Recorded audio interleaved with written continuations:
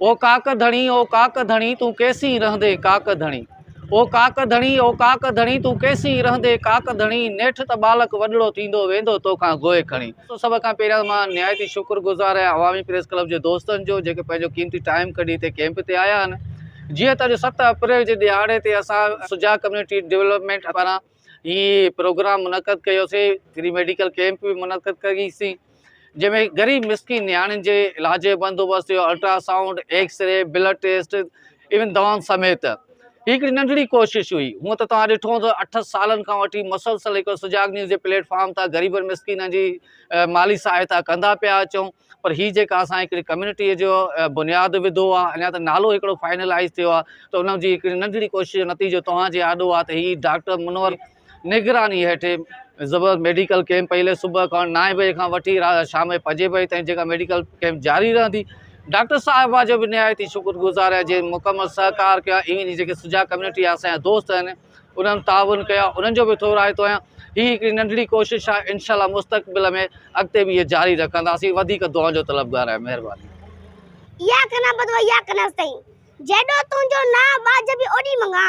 जेडो तुंजो ना बाज भी ओडी मंगा। रे थूणी रे थंबो तू छप्पर तू छाव आ कुड़ियाड़ो का मालूम सब तोखे। जिया जिया हिन दजाली दौर में असा जे हुकुमरान ने दवाऊं महंगियूं करे मिस्किन ने गरीबन के मारन जी कोशिश कई। मारन जी कोशिश कई है। जडी अस्पताल में दवा गुम थियण लगियूं तो सलीमुल्लाह जड़ा किरदार ज़ाहिर थींदा आहिनि। जनी ये कैंप पढ़ाई अॼु असां उन कैंप ते मौजूद आहियूं। असां सब रतो देरो जे अरबपतिन के गुजारिश था कयूं त ये जिंदगी 4 ॾींहं आहे, कंहिं कुछ भी करे कंहिंजे कम अचो।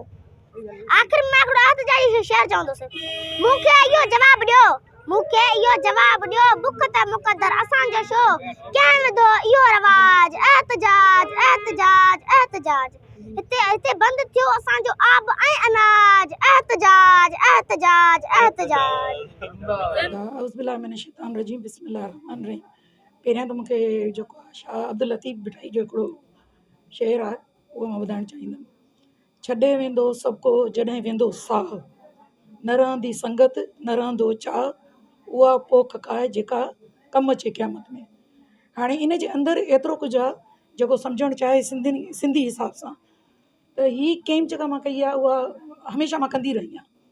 या न त इहा मुंहिंजी पहिरीं कैंप आहे, पर मां ॻोठनि में कंदी रही आहियां ऐं उहे मूं वटि मौजूदु आहिनि। उहे क्लिपियूं बि। अॼु जी कैंप करण जो मक़सदु इहो हुयो त जेका इहा महांगाई तमामु घणी मां ॾिठी ऐं मरीज़ जेके अची हिते पैसा न पिया ॾेई सघनि, ऐं मां इतफ़ाक़ मां इहो बि ॿुधाईंदसि मां डॉक्टर आहियां, MBBS डॉक्टर आहियां ऐं तक़रीबन हिते जेको आहे MBBS जो डॉक्टर मूंखे ख़बर न आहे हूंदा, लेकिन बसि मूंखे पंहिंजी ख़बर आहे त मां हिते MBBS डॉक्टर आहियां।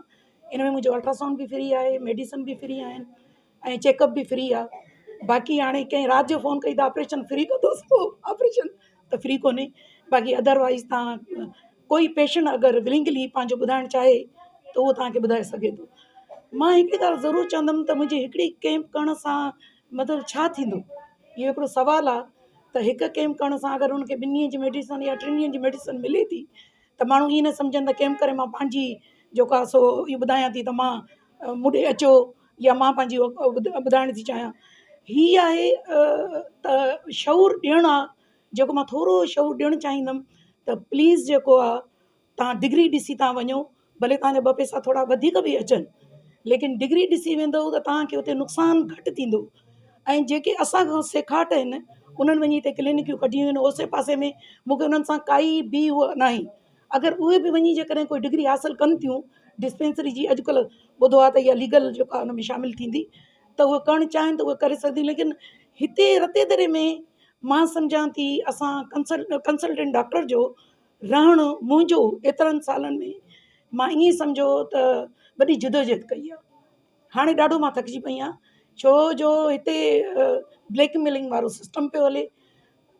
12,000 में सीज़र थो थिए, जेको त 12,000 में सीज़र थींदो ई कोन्हे को, ऐं माण्हू ओॾे भॼनि था। उनखां पोइ उन्हनि सां जेके ख़ौफ़नाक मसइला था थियनि उन्हनि जूं बि मूं वटि मूवी मौजूदु आहिनि।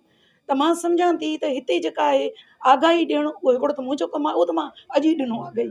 लेकिन प्लीज़ जेके तव्हां हिते वर्क था कयो एज़ अ सोशल, जेको आहे तव्हांजा सोशल बि हूंदा, तव्हांजो इहो कमु बि हूंदो, लेकिन उहो आहे त तव्हां आगाही वारो प्रोग्राम शुरू कयो, उन में मां तव्हां सां ॿधल रहंदमि। उन में जेका बि मुंहिंजी तव्हांखे मदद जी मुंहिंजी ज़रूरत पवंदी उहा मां तव्हां सां मदद कंदमि। Thank you so much.